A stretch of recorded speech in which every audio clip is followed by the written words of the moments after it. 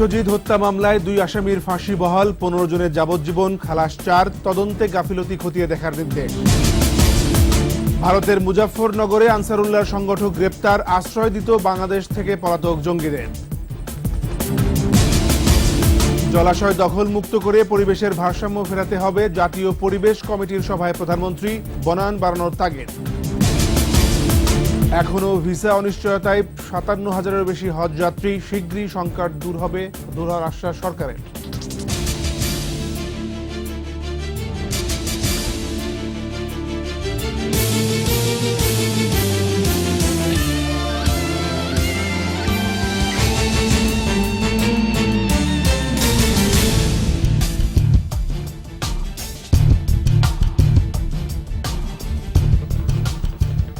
শুনছিলেন first security ইসলামী bank limited সংবাদ শিরোনাম। আমি এমএজি ওসমানী, আমন্ত্রণ জানাচ্ছি রাতের 21 সংবাদে। এছাড়া সংবাদে আরও থাকছে: সংকর সংগ্রামে আজও বাঙালির প্রেরণার উৎস বিশ্বকবি রবীন্দ্রনাথ, প্রণয় দিবসে নানা আয়োজন।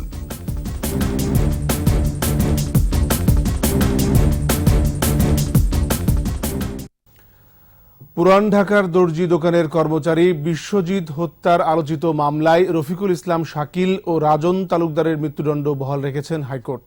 বাকি আসামিদের মধ্যে 4 জনকে যাবজ্জীবন কারাদণ্ড এবং 4 জনকে খালাস দেওয়া হয়েছে। আপিল না করায় ও পলাতক 11 জনের বিষয়ে হাইকোর্ট কোনো মন্তব্য না করায় তাদের যাবজ্জীবন কারাদণ্ডই বহাল রয়েছে। রায়ে তদন্ত কর্মকর্তার বিরুদ্ধে গাফিলতির অভিযোগে তদন্ত করার নির্দেশ দিয়েছে আদালত। বিস্তারিত শাকির আরজু রিপোর্টে। 2012 সালের 9 ডিসেম্বর পুরান ঢাকার ভিক্টোরিয়া পার্কের সামনে কুপিয়ে হত্যা করা হয় দর্জি দোকানের কর্মচারী বিশ্বজিৎ দাসকে। পরদিন গণমাধ্যমে ভিডিও ফুটেজ দেখে স্বপ্রণোদিত হয়ে হাইকোর্টের একটি বেঞ্চ ওই ঘটনায় জড়িতদের গ্রেফতারের নির্দেশ দেন। 7 আসামিকে গ্রেফতারও করা হয়। 2013 সালের 18 ডিসেম্বর বিশ্বজিৎ দাস হত্যা মামলায় 8 জনকে মৃত্যুদণ্ড ও 13 জনকে যাবজ্জীবন কারাদণ্ড দেন বিচারিক আদালত। রায়ের 1 সপ্তাহের মধ্যে বিশ্বজিৎ হত্যা মামলার ডেথ রেফারেন্স যায় হাইকোর্টে। 15 দিন শুনানি শেষে রোববার রায় ঘোষণা করেন বিচারপতি রুহুল কুদ্দুস ও বিচারপতি বিষ্ণুদেব চক্রবর্তীর বেঞ্চ। মোহাম্মদ রফিকুল ইসলাম শাকিল ও রাজন তালুকদারের মৃত্যুদণ্ড বহাল রেখেছেন এবং মাহবুবুর রহমান নাহি, ইমদাদ হক ইমদাদ, জিএম রাশিদ ওরফে শাহুন, মীর মোহাম্মদ নুর আলম লিমনের মৃত্যুদণ্ড থেকে সাজা কমিয়ে যাবজ্জীবন দিয়েছেন এবং মৃত্যুদণ্ড প্রাপ্ত সাইফুল ইসলাম ওরফে সাইফুল, কায়ুম মিয়া ওরফে টিপুকে মৃত্যুদণ্ড থেকে তাকে খালাস প্রদান করেছে এবং গোলাম মোস্তফা ওরফে মোস্তফা এবং HM কিবরিয়া তাদেরকে মতো মামলা হইতে খালাস প্রদান করেছে। রায়ে বিশ্বজিৎ হত্যাকাণ্ডের ঘটনায় পুলিশ প্রতিবেদন, চিকিৎসকের প্রতিবেদন ও তদন্ত কর্মকর্তার গাফিলতির বিষয়ে উল্লেখ করেছেন হাইকোর্ট। তদন্তেরও নির্দেশ দেন আদালত। ছাত্র রাজনীতি ভয়ঙ্কর রূপ ধারণ করেছে উল্লেখ করে জ্যেষ্ঠ রাজনীতিবিদদের নিষ্ক্রিয়তা মেনে নেওয়া যায় না বলেও মন্তব্য করেন হাইকোর্ট বেঞ্চ। রিপোর্টে ইনজুরির কথা উল্লেখ করেনি এবং আইও তার তদন্তে কিছু ত্রুটি আছে কিনা সেই ব্যাপারে মহামান্য আদালত তদন্ত করবার জন্য বলেছেন। এদিকে খালাস পাওয়া আসামি গোলাম মোস্তফার আইনজীবী রায়ে সন্তোষ প্রকাশ করেছেন। শুধুমাত্র গোলাম মোস্তফাকে নিম্ন আদালতে 164 স্টেটমেন্টের উপর ভিত্তি করে তাকে সাজা দেওয়া হয়েছিল, যেটা আজকে ন্যায় বিচারমূলক বিচার পেয়েছি আমরা। আসামিদের সবাই জগন্নাথ বিশ্ববিদ্যালয়ের শাখা ছাত্রলীগের কর্মী ছিলেন। বর্তমানে 8 জন আসামি কারাগারে আছেন, বাকি সবাই পলাতক। শাকির আরজু, 21 টেলিভিশন, ঢাকা। এদিকে বিশ্বজিৎ হত্যার সঙ্গে জড়িতদের সাজার প্রতিক্রিয়ায় স্বাস্থ্যমন্ত্রী বলেন, তারা ছাত্রলীগের কর্মী হয়েও রক্ষা পায়নি। জাতীয় প্রেস ক্লাবে এক অনুষ্ঠানে মন্ত্রী এ মন্তব্য করেন। বিশ্বজিৎ হত্যাকারীর সঙ্গে যারা জড়িত ছিল, যে ছাত্রলীগ নামদারি হলেও তাদের গ্রেপ্তার করে আইনে সমর্থ করা হয়েছিল। লোয়ার কোর্টে ফাঁসি হয়েছিল, সুপ্রিম কোর্ট পর্যন্ত ফাঁসি হয়েছে তাদেরকে। বলেন, একজন বিশ্বজিৎ হত্যাকাণ্ডকে ছাড় দেওয়া হয় নাই, কিন্তু কোনোভাবে রেহাই দেওয়া হয় নাই। কিন্তু এই দেশে বঙ্গবন্ধু খুনিকে রেহাই দেওয়া হয়েছে। নিষিদ্ধ জঙ্গি সংগঠন আনসারুল্লাহ বাংলা টিমের সদস্য আব্দুল্লাহ আল মামুনকে ভারতের উত্তরপ্রদেশের মুজফ্ফরনগর থেকে গ্রেপ্তার করেছে দেশটির সন্ত্রাস বিরোধী বিশেষ স্কোয়াড ATS। তার বিরুদ্ধে ভুয়া পরিচয়ে পাসপোর্ট ও জাতীয় পরিচয়পত্র তৈরির অভিযোগ আনা হয়েছে। তবে ভারতে গ্রেপ্তার আব্দুল্লাহর বিষয়ে এখনও আনুষ্ঠানিকভাবে কিছু জানায়নি বাংলাদেশ পুলিশ। বিস্তারিত জানাচ্ছেন দীপু সারওয়ার। মুজাফফরনগর থেকে রোববার সকালে আনসারুল্লাহ বাংলা টিমের সদস্য আব্দুল্লাহকে গ্রেপ্তার করে এটিএস। ভারতে পালিয়ে যাওয়া বাংলাদেশি জঙ্গিদের সহযোগিতার অভিযোগ আনা হয়েছে তার বিরুদ্ধে।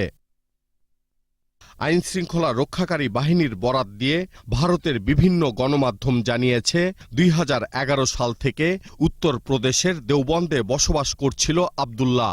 1 মাস আগে অবস্থান পরিবর্তন করে মুজাফফরনগরে যায় সে। আব্দুল্লাহকে গ্রেপ্তারের পর এটিএস কর্মকর্তারা জানিয়েছেন তার কাছ থেকে 11টি ভুয়া পরিচয়পত্র উদ্ধার করা হয়েছে, আর তার বিরুদ্ধে জঙ্গি কর্মকাণ্ডে জড়িত থাকার পাশাপাশি ভুয়া পরিচয়ে পাসপোর্ট ও জাতীয় পরিচয়পত্র তৈরির অভিযোগ আনা হয়েছে। তবে আব্দুল্লাহর গ্রেপ্তার বিষয়ে আনুষ্ঠানিক কোনো বক্তব্য দেয়নি বাংলাদেশ পুলিশ। 2015 সালের 25 মে নিষিদ্ধ হয় আনসারুল্লাহ বাংলা টিম। পরে আনসার আল ইসলাম নামে তৎপরতা শুরু করে সংগঠনটি। চলতি বছরের মার্চে আনসার আল ইসলামকেও নিষিদ্ধ করা হয়। 2007 সালে প্রতিষ্ঠিত এই সংগঠনের বিরুদ্ধে 11 জন ব্লগার, লেখক, প্রকাশক, ছাত্র শিক্ষক ও অধিকার কর্মী হত্যার অভিযোগ রয়েছে। দীপু সারওয়ার, 21 টেলিভিশন, ঢাকা। শহরের আশেপাশে নদী ও খাল দখলমুক্ত রেখে পরিবেশের ভারসাম্য ফিরিয়ে আনার নির্দেশ দিয়েছেন প্রধানমন্ত্রী শেখ হাসিনা। এছাড়া আবাসিক এলাকায় জলাশয় বাধ্যতামূলক করারও তাগিদ দেন তিনি। পরিবেশ ও বনজ সম্পদ রক্ষায় নীতিমালা হালনাগাদে জাতীয় পরিবেশ কমিটির সভায় এসব দিক নির্দেশনা দেন প্রধানমন্ত্রী। আরও জানাচ্ছেন মামুন রশিদ। পরিবেশ দূষণ, নদী ও খাল দখলের কারণে পরিবেশের ভারসাম্য যেমন নষ্ট হচ্ছে, তেমনি রাজধানী সহ বিভিন্ন শহরে বৃষ্টিতে সৃষ্টি হচ্ছে জলাবদ্ধতা। এমন পরিস্থিতিতে পরিবেশ ও বনজ সম্পদ রক্ষায় নীতিমালা হালনাগাদ নিয়ে প্রধানমন্ত্রীর কার্যালয়ে এই বৈঠক। খাল ও নদী দখলমুক্ত করে দূষণমুক্ত করার নির্দেশ দেন প্রধানমন্ত্রী। বনানী লেক, এই লেক, সেগুনবাগিচা খাল, ধোলাই খাল, শান্তিনগর খাল কোনোটাই নাই, সবই বক্স কালভার্ট অথবা এগুলি করা, যার ফলে জলাবদ্ধতা হবে। আর বাড়িঘর যখন কেউ বানায় ড্রেনের জায়গাও রাখে না, কোনো জায়গায় রাখে না, সরকারি নিয়মও মানে না। বন ও পরিবেশ ধ্বংসে বিগত সরকারগুলোর পথে বর্তমান সরকার হাঁটেনি উল্লেখ করে বর্তমান সরকারের বিভিন্ন উদ্যোগ, অর্জন ও পরিকল্পনা তুলে ধরেন প্রধানমন্ত্রী। শিল্প কারখানা ও আবাসিক এলাকায় জলাশয় ও ইটিপি গড়ে তোলার নির্দেশ দেন তিনি। প্রত্যেক বাড়ির ছাদের পানি যেন ওই জলাধারে পড়ে, অর্থাৎ বৃষ্টির পানিটা সংরক্ষণ হবে। আগুন লাগলে পানি দেওয়ার মতো আগুন মানে পানি পাওয়া যাবে। যেখানে শিল্পাঞ্চল হবে প্রত্যেক শিল্পাঞ্চলে জলাধার থাকবে। এটা কিন্তু আমার সুনির্দিষ্ট নির্দেশ এবং যত প্ল্যান হয় আমি নিজেও দেখি, সেখানে জলাধার থাকতে হবে। যতগুলো স্থাপনা হবে তার যে বৃষ্টির পানিটা এসে ওই জলাধারে যাবে। দূষণ রোধে কৌশল, প্রযুক্তি ও মাঠ পর্যায়ে তৎপরতায় সমন্বয় আনতে কার্যকর উদ্যোগ বাস্তবায়নে কমিটিকে সুপারিশ চূড়ান্তের তাগিদ দেন প্রধানমন্ত্রী। এত অল্প জায়গায় এত ঘনবসতি পৃথিবীর খুব কম দেশে আছে যত আমাদের দেশে, তাই সেদিকে লক্ষ্য রেখে আমাদের প্রত্যেকটা পরিকল্পনা নিতে হবে। এর আগে প্রধানমন্ত্রীর সঙ্গে সৌজন্য দেখা করেন বাংলাদেশে নিযুক্ত ইউরোপীয় ইউনিয়নের রাষ্ট্রদূত পিয়ার মেইডন। মামুন রশিদ, 21 টেলিভিশন, ঢাকা। 57,000-এরও বেশি হজ যাত্রী এখনও ভিসা পাননি। সৌদি দূতাবাস প্রতিদিনই কয়েক হাজার করে ভিসা দিলেও অনেকেই আছেন অনিশ্চয়তায়। অপেক্ষায় থাকা হজ যাত্রীদের সমস্যার জন্য কিছু এজেন্সিকে দায়ী করছেন। তবে হজ ক্যাম্পের পরিচালক বলছেন জটিলতা কমেছে, শীঘ্রই সংকট কেটে যাবে। বিস্তারিত আহমদ বাবু রিপোর্টে। ভিসা এবং টিকিট পাইনি। পঞ্চগড় থেকে মীর মোর্শেদ তুহিন একটি এজেন্সিকে হজ প্যাকেজে টাকা জমা দিয়ে শনিবার থেকে ক্যাম্পে অপেক্ষায় রয়েছে। এখনও তিনি ভিসা ও বিমানের টিকিট পাননি। বগুড়া থেকে মা ও ছেলে এসেছেন হজে যেতে, তারাও একই সমস্যায়। পাসপোর্টও পাইনি, আমরা টিকিটও পাইনি এখনো। আমরা কি ভিসা সংগ্রহ করতে পারছো? অযথা কেন নিয়ে যা কষ্ট দিতেছে, এই কথা বলছি বাবা। তারপরেও তারা নিয়ে আসবে। আশকোনার হজ ক্যাম্পে এমন অপেক্ষা অনেকেরই, এই জন্য এজেন্সিগুলোকে দায়ী করেছেন তারা। এজেন্সিগুলোর বিরুদ্ধে ব্যবস্থা নিতে সরকারের প্রতি অনুরোধ জানিয়েছেন তারা। যে আমাদের এজেন্সি সে উনি কাগজের জন্য গেছে, আমার এখানে বসে রাখছে। এজেন্সি করে এরা ইয়ে করে কথা ঠিক হয় না। এজেন্সি ও সরকারের মধ্যে সমন্বয় না থাকার কারণে হজ যাত্রীরা ভোগান্তির মধ্যে পড়েছে বলে জানালেন হাজী কল্যাণ পরিষদের সভাপতি। ধর্ম বিষয়ক মন্ত্রণালয়, হজ অফিস আশকোনা হাব সমন্বিতভাবে কোঅর্ডিনেশনের মাধ্যমে এই কাজটা করত, তাহলে এই সমস্যার সৃষ্টি হতো না। তবে তদন্ত করে ব্যবস্থা নেওয়ার কথা জানালেন হাব মহাসচিব। এজেন্সির যদি গাফিলতি থাকে, হাবের পক্ষ থেকে যেসব শাস্তিমূলক ব্যবস্থা নেওয়া সম্ভব তা নিবে। এদিকে হজ ক্যাম্পের পরিচালক বলছেন, এ সপ্তাহের মধ্যেই সমস্যার সমাধান হয়ে যাবে, নিবন্ধিত সবাই হজে যেতে পারবেন। আগামী বৃহস্পতিবার মধ্যে আমরা আশাবাদী ইনশাল্লাহ পরিস্থিতি একদম স্বাভাবিক হয়ে আসবে। এবছর 1,27,198 জন সরকারি বেসরকারি ব্যবস্থাপনায় হজে যাওয়ার জন্য টাকা জমা দিয়েছেন। এ পর্যন্ত প্রায় 70,000 হজযাত্রী ভিসা পেয়েছেন, আর সৌদি আরবে পৌঁছেছেন 41,042 জন। আহমদ বাবু, 21 টেলিভিশন, ঢাকা। নিচ্ছি ইসলাম এক বিরতি। যখন ফিরছি তখন অন্যান্য খবরের সঙ্গে আরও থাকবে। ষোড়শ সংশোধনী রায় সরকারের নৈতিক পরাজয় বললেন ফখরুল। নতুন রাজনৈতিক জোটকে স্বাগত জানাবে বিএনপি। ঝিনাইদহে স্বেচ্ছাসেবক লীগ নেতাকে কুপিয়ে হত্যা, তদন্তে নেমেছে পুলিশ।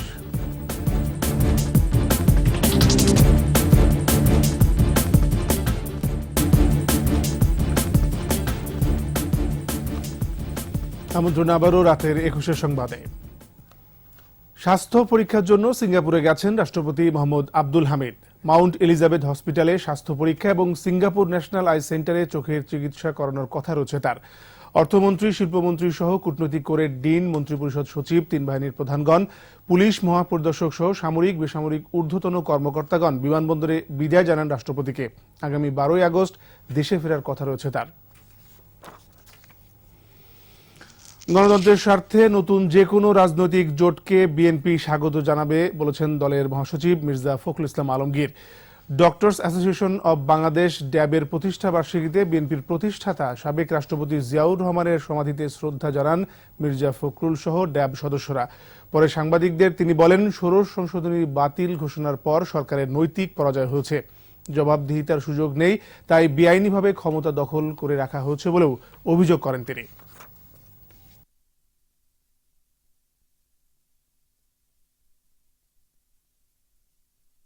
দমননীতি চলছে, তার বিরুদ্ধে যদি অন্যান্য রাজনৈতিক দল কোনো জোট গঠন করে তারা তার আপনার রাজনীতি করতে চায়, সংগ্রাম করতে চায়, জনত্ব পুনরুদ্ধারের জন্য আন্দোলন করতে চায়, তো সেখানে আমাদের সম্পূর্ণ আমাদের সম্মতি এবং আমাদের আপনার যে সমর্থন সেটা থাকবে। ঝিনাইদহ শহরতলিতে স্বেচ্ছাসেবক লীগ সদস্য ফিরোজ আহমেদকে কুপিয়ে হত্যা করেছে দুর্বৃত্তরা। পুলিশ জানায়, শহরের আরাবপুর চাঁদপাড়া এলাকায় দুপুরের দিকে ফিরোজ বাড়ি থেকে বের হয়ে পাশের মসজিদের কাছে পৌঁছলে একদল দুর্বৃত্ত তাকে এলোপাতাড়ি কুপিয়ে পালিয়ে যায়। গুরুতর অবস্থায় ঝিনাইদহ সদর হাসপাতালে ভর্তির পর চিকিৎসক তাকে মৃত ঘোষণা করেন। হত্যাকাণ্ডের বিষয়ে তদন্তে নেমেছে পুলিশ।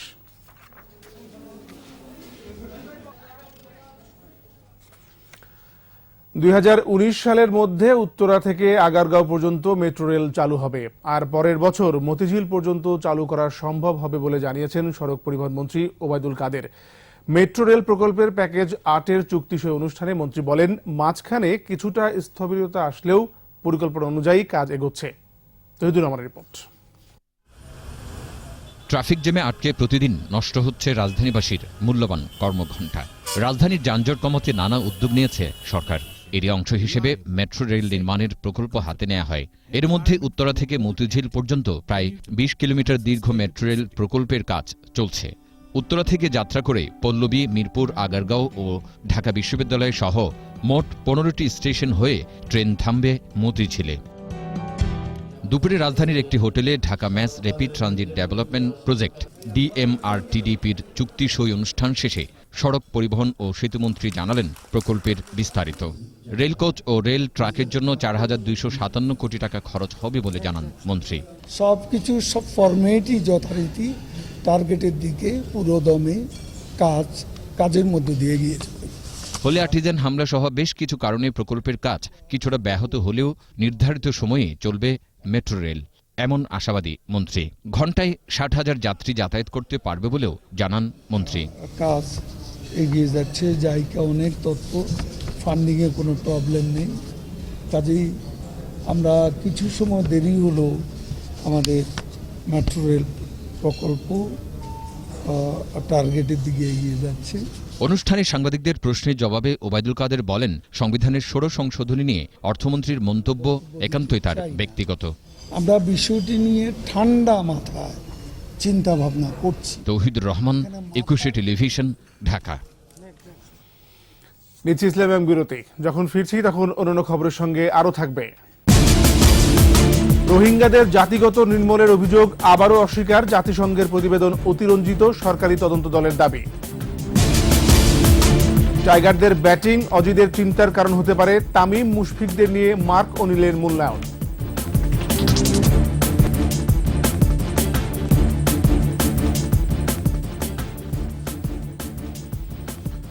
আমন্ত্রণ আবারও রাতের 21 সংবাদে। শুধু সংস্কৃতি নয়, প্রকৃতি আর স্থাপত্য কলার বৃহত্তর ক্যানভাসে সবাইকে সম্পৃক্ত করতে পেরেছিলেন বলেই রবীন্দ্রনাথ ঠাকুরের জাদুর স্পর্শ এখনও টানে সব শ্রেণীর মানুষকে। বাংলা একাডেমি মিলনায়তনে বিশ্বকবির ৭৬তম মৃত্যুবার্ষিকীতে আলোচনা সভায় বক্তারা এই মত ব্যক্ত করেন। এছাড়া শিল্পকলা একাডেমিতেও দিবসটিকে কেন্দ্র করে ছিল বিশেষ আয়োজন। মোহাম্মদ নুরুন নবীর রিপোর্ট। বায়ু, জল, আকাশ, মৃত্তিকা এসব প্রাকৃতিক উপাদানই বিভিন্ন সময়ে হয়ে উঠেছে কবিগুরু রবীন্দ্রনাথ ঠাকুরের লেখার উপকরণ। প্রকৃতিকে মানবিক করা এবং প্রকৃতি ও মানুষের অবিচ্ছেদ্য ঐক্যও শেখা যায় রবীন্দ্র সাহিত্যে। প্রতিশর, শিলাইদহ, শাহজাদপুর কিংবা শান্তিনিকেতনের স্থাপনাগুলোতেও আছে রবীন্দ্র স্থাপত্যের ভাঙ্গাগড়ার খেলা। এসব কথাই বললেন দুই বাংলার রবীন্দ্র বিশেষজ্ঞরা। যে শুধু প্রযুক্তি দিয়ে একটা সংস্কৃতি, নির্মাণ সংস্কৃতিকে গড়ে তোলা যায় না বা যাবেও না, চাচ্ছেও না। সেখানে সাহিত্য সংস্কৃতির একটা মস্ত ভূমিকা আছে। এই মিলনটা কেমন করে ঘটবে সেটা রবীন্দ্রনাথে যতটা রয়েছে অন্যখানে ততটা আমরা পাই না। শুধু প্রযুক্তি নির্মাণ নয়, বরং প্রকৃতির শূন্যতাও যে উপভোগ্য কিছু থাকতে পারে তা শিল্পিত করে দেখিয়েছেন বিশ্বকবি, বলেই তার সৃষ্টিকর্ম এত বৈচিত্র্যময়। তারই ফলে তিনি শান্তিনিকেতনে যে সমস্ত গৃহ নির্মাণ বা গৃহ স্থাপত্য নির্মাণ কলার অনুসারী হয়েছিলেন। পৃথিবীর চারদিকে যে ছড়িয়ে আছে নানা রকম স্থাপত্য, নানা ভাস্কর্য, নানা সাহিত্যকর্ম, নানা সঙ্গীত, এই সব কিছুর থেকেই তিনি আহরণ করে আত্মস্থ করে আমাদের উপহার দিলেন। এদিকে শিল্পকলা একাডেমিতে অনুষ্ঠিত হয় রবীন্দ্রনাথ ও বঙ্গবন্ধু শিরোনামে আলোচনা সভা। সমবেত আর একক সঙ্গীতে স্মরণ করা হয় বিশ্বকবিকে।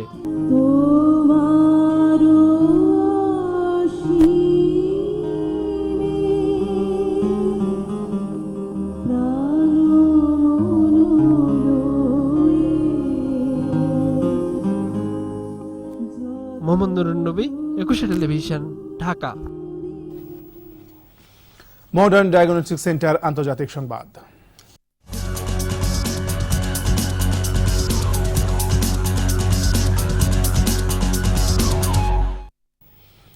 রোহিঙ্গাদের জাতিগতভাবে নির্মূলে গণহত্যার অভিযোগ আবারও অস্বীকার করল মিয়ানমার সরকার।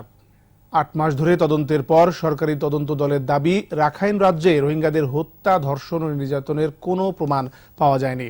জাতিসংঘের প্রতিবেদন অতিরঞ্জিত বলেও দাবি করেছেন তারা। তদন্ত দলের প্রধান মিয়ানমারের বর্তমান ভাইস প্রেসিডেন্ট মিয়ন সু বলেন, এখন পর্যন্ত মানবাধিকার লঙ্ঘনের শিকার হয়েছে এমন কেউই কোনো মামলা হয়নি। রোহিঙ্গা ইস্যুতে জাতিসংঘ আন্তর্জাতিক সম্প্রদায়কে ভুল বোঝানোর চেষ্টা চালাচ্ছে বলেও দাবি করেন তিনি। গেল বছরের অক্টোবর থেকে নিপীড়নের মুখে দেশ ছেড়েছে ৭৫,০০০-এরও বেশি রোহিঙ্গা। এবার খেলার খবর।